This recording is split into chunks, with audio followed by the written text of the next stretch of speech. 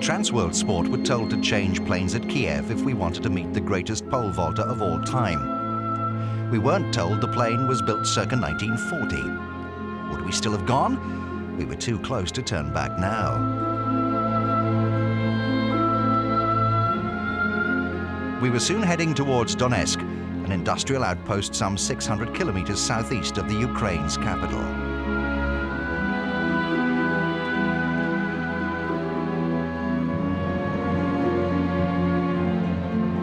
We made our way out of the airport to find a taxi.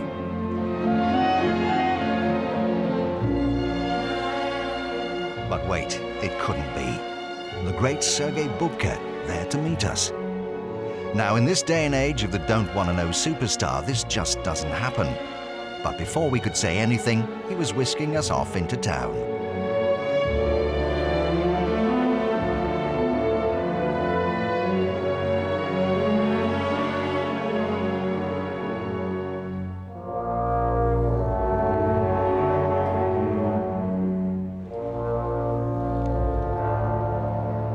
The 50-foot-high statue in the heart of Donetsk stands testament to the nerve and verve of a man who's dominated the most courageous of sports for nearly 20 years.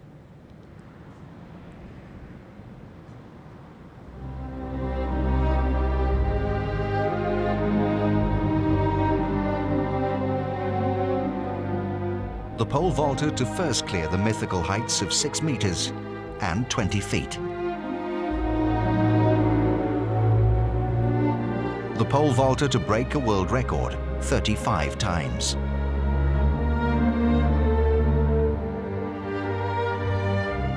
The pole vaulter to win 6 world championships, but due to injury and poor form, only 1 Olympics in '88. The pole vaulter to return home from the luxury of Monte Carlo to put that right.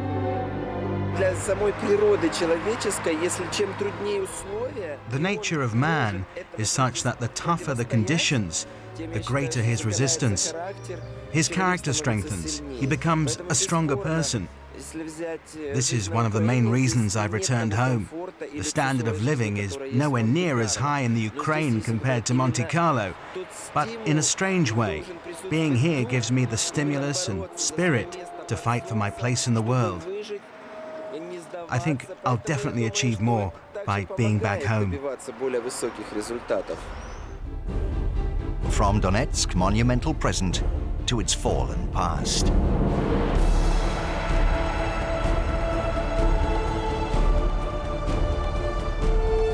The Ukraine is still coming to terms with life post-communism.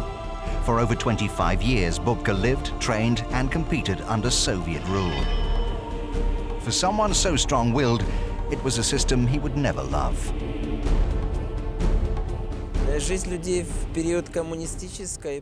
People's lives under communism were very bad. It made no difference if you were an athlete, if you wanted to travel to another country. It was impossible without the permission of the Communist Party. Any independent activity was suppressed. Anything you wanted to organize yourself. Today, our people have that choice, but because they've been denied for so long, they are not ready to make those decisions. We spent half a day with Bubka, but now it was time to train.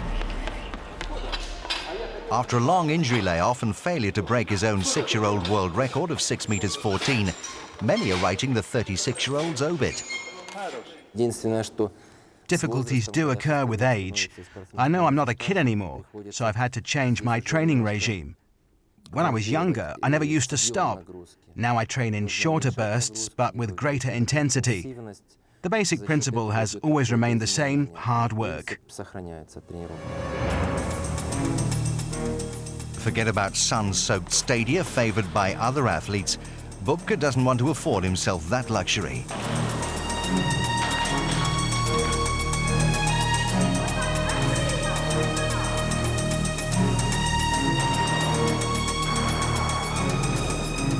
What has always separated him from other pole vaulters is his sheer physical advantage.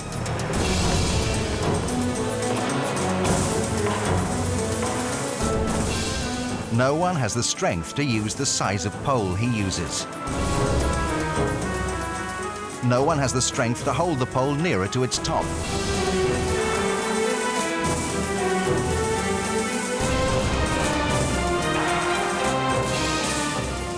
But don't think he's all brawn. Pole vaulting is unique in the fact that it's made up of both athletics and gymnastics. You must have the strength, of course, but you must also generate enough speed down the runway. Then you've got to have the agility for the vault itself. Technically and psychologically, you have to be perfect.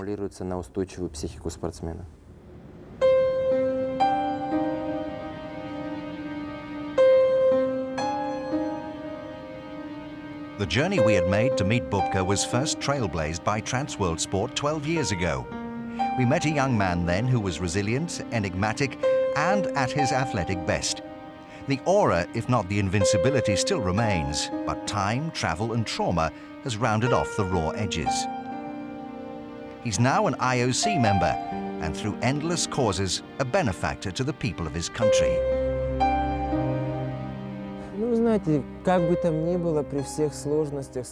There are difficulties and complications in many countries and in many systems. That is why I look at the problems in the Ukraine in a very realistic way. I love my country, and I know I have the power to do so much for my countrymen.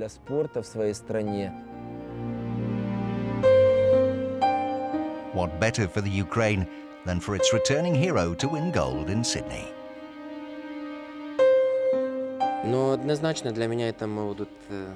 The Olympic Games will be the last competition of my career.